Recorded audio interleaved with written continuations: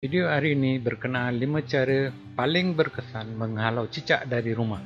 Garanti boleh halau cicak dalam masa 30 hari.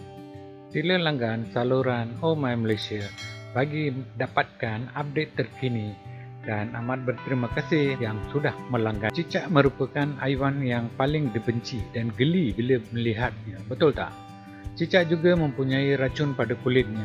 Kalau terjatuh dalam masakan, boleh membawa kemudaratan kalau tidak dirawat dengan cepat. Jadi, bagi menjaga kebersihan dalam dan persekitaran rumah, cicak harus dihalau dari rumah. Kalau tidak mahu bunuhnya, terdapat beberapa cara yang amat berkesan bagi menghalau cicak dari rumah. Cara pertama, menggunakan ubat gegat. Caranya letak ubat gegat pada tempat-tempat laluan cicak serta persekitaran rumah. Cicak tidak tahan dengan bau ubat gegat lalu akan menjauhkan rumah anda. Cara kedua, gunakan serbuk kopi dan daun tembakau. Caranya campurkan serbuk kopi dan tembakau dengan sedikit cuka.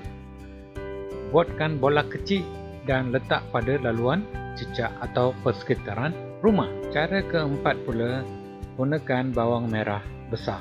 Bukan bawang Holland yang warna kuning ya. Sebab bawang merah besar lebih rasa pedih. Iris letak di laluan cicak. Cara kelima, cara ini lebih ekstrim, iaitu campurkan serbuk cili dengan air dan spray di laluan cicak serta persekitaran rumah. Bila cicak terpijak, akan merasa pedih dan akan menjauhi rumah anda.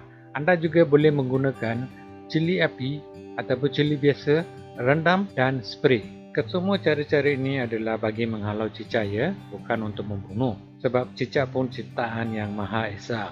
Jadi, baik menghalau saja daripada membunuhnya.